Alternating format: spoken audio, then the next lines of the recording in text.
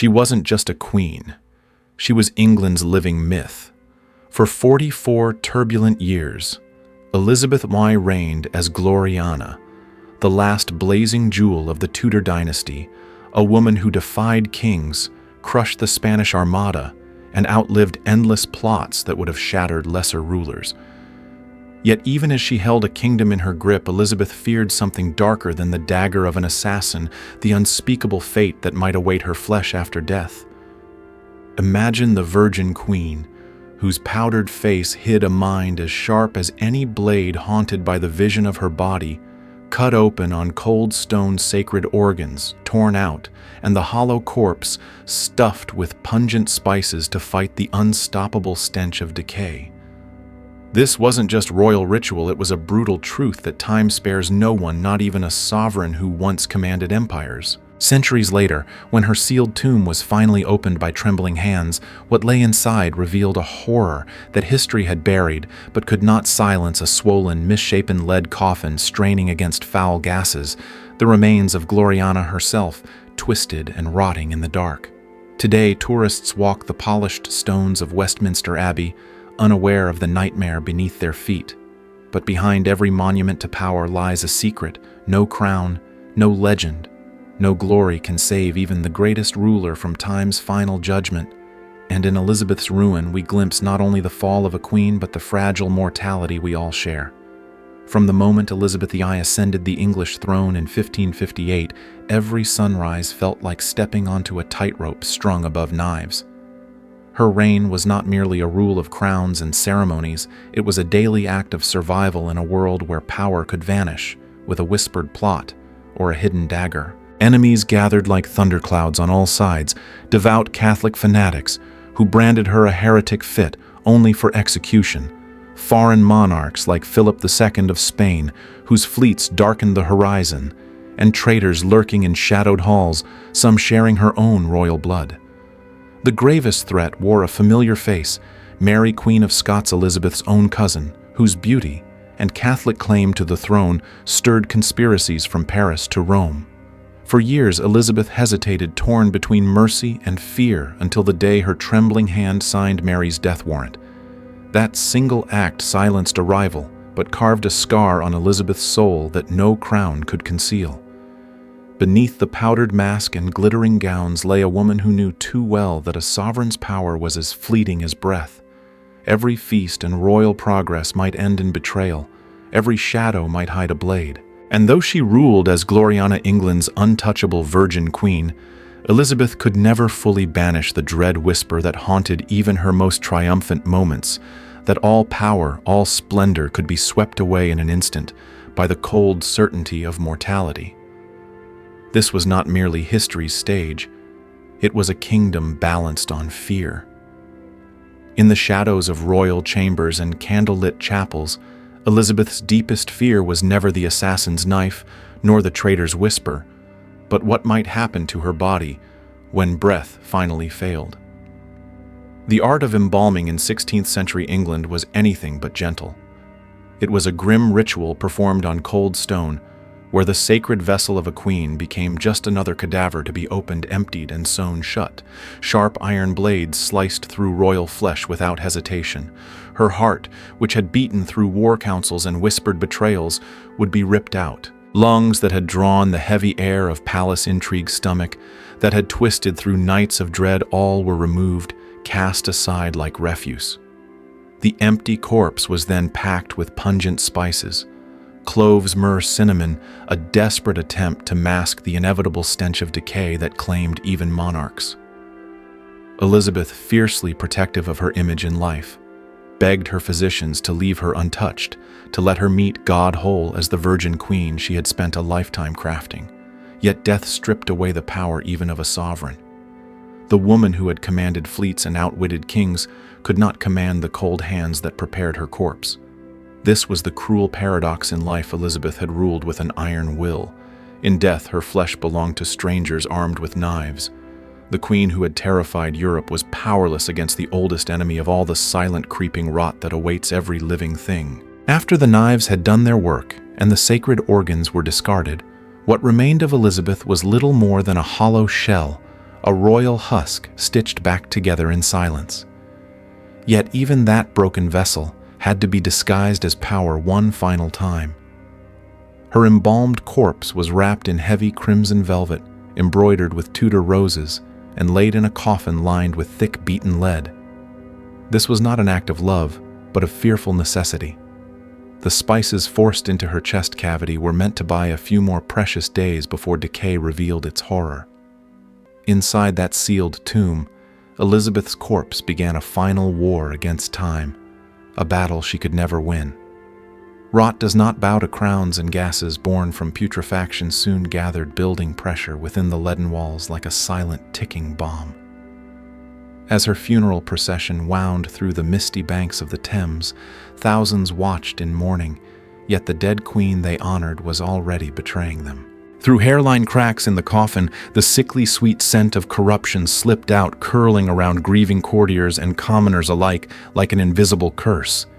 Behind the banners and solemn chants there lurked the horror that Elizabeth's rotting remains might explode before her people, spilling the truth of decay across the sacred river.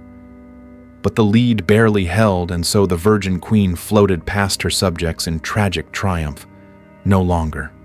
Gloriana the Glorious, but a fragile vessel of mortal ruin kept intact only by metal and prayer as the last pageant of her reign marched into legend.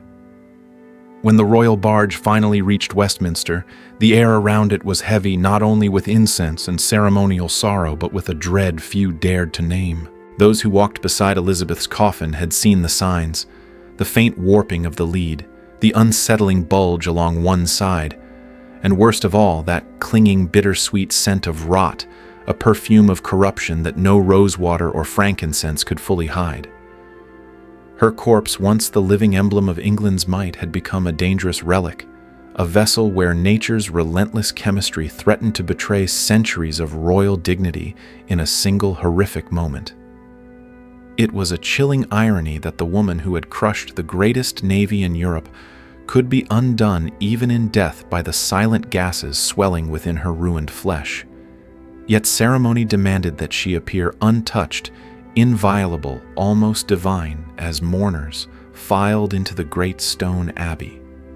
Draped in velvet so heavy it weighed nearly as much as the body it covered, the coffin was borne up the echoing nave past banners of conquest and marble effigies carved in her honor. But beneath that sculpted grandeur beat a simple, terrible truth: Elizabeth's remains were rotting just like any commoner's. The final journey of the Virgin Queen was not only a spectacle of power, it was an unspoken struggle to hide decay from the eyes of a nation that still needed her to seem eternal.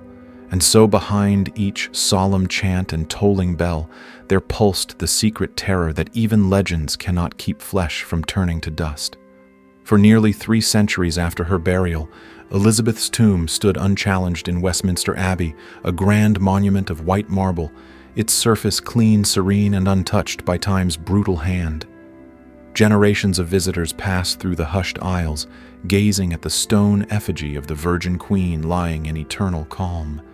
They saw only the graceful Latin inscriptions and the proud Tudor rose carved in relief, never suspecting the nightmare sealed beneath. But the quiet illusion would shatter in the late 19th century, driven by Victorian curiosity and a taste for dark history. With Queen Victoria's uneasy permission, Dean Arthur Stanley descended into the dim, suffocating crypt below the abbey floor. Lantern in hand, he stepped into a space where air had not stirred freely for centuries, a place heavy with the sour, earthy tang of ancient death. Shadows flickered over walls damp with the sweat of the stones themselves, and each footfall echoed as though waking ghosts. There, amid splintered beams and forgotten royal dust, he found what had long been hidden from human sight: Elizabeth's once magnificent coffin collapsing inward, its wooden casing rotted to powder the red velvet that had once shouted royal majesty reduced to brittle, colorless scraps. Even the lead shell, her last shield against ruin, had buckled under the pressure of what lay inside.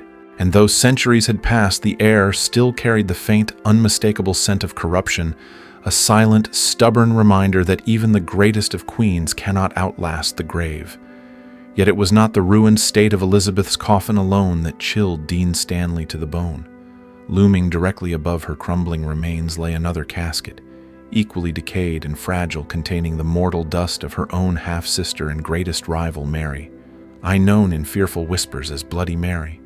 In life, these two women had torn a kingdom apart with fire, sword, and faith. Elizabeth, the Protestant virgin queen who forged England's golden age. Mary, the Catholic monarch who sought to restore Rome's power in blood. Their feud had split families, burned heretics, and left scars on English soil that history still remembers. Yet here in the breathless dark of the crypt, time had rendered them equals at last. No jeweled crown separated them now, only the thin, sagging lead of ancient coffins.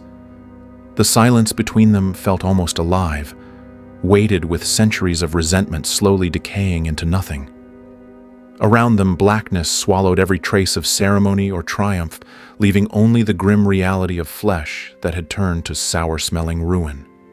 For Stanley, peering into this twilight tomb was like witnessing the final act of a tragedy, the two queens locked together in death, their bones sharing the same airless vault, their once mighty empires reduced to brittle scraps and the heavy stink of rot.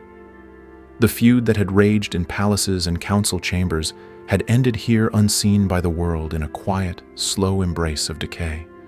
In that suffocating vault, it became impossible to ignore the truth that centuries of pageantry had tried to hide. Even a queen as legendary as Elizabeth could not command her flesh to defy time. The embalming that had once promised preservation had merely slowed the inevitable trapping gases and decay within the warped lead coffin. The royal oak had dissolved into dust. Velvet had turned to colorless shreds, and even the majestic Tudor rose etched into the coffin's lid had dulled, barely whispering her name to the darkness, E.R. Elizabeth Regina. What remained beneath the ruined shell was no longer Gloriana, the triumphant sovereign who had bent nations to her will, but a fragile bundle of bone and rotted cloth clinging to the last remnants of an identity that death was patiently devouring. And while the tomb above still glowed with marble brilliance crowned by carved effigies and honored by choirs, the real Elizabeth lay unseen, her once mighty body claimed by worms and silence. The irony cut deeper than any knife. The queen who had outmaneuvered kings and conspirators could not outmaneuver the quiet rot that spread year by year through her remains. Even the lead forged to protect her now twisted and bulged under the slow violence of decomposition. It was here in the damp breath of the crypt that her legend met its truest rival, not an emperor, not a traitor, but the ancient, unstoppable power that humbles all flesh.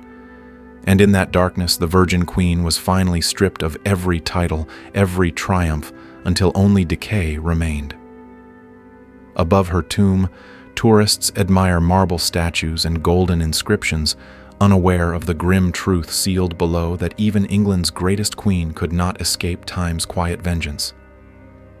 Elizabeth I, who once defied kings and reshaped history, now lies in rotting velvet and bent lead, her glory swallowed by darkness and decay. Her story endures in books and portraits, but her flesh surrendered long ago to the same fate that awaits us all. Power fades, empires crumble, and even the most brilliant crowns turn to dust. In the end, time is the final monarch, and none can escape its reign.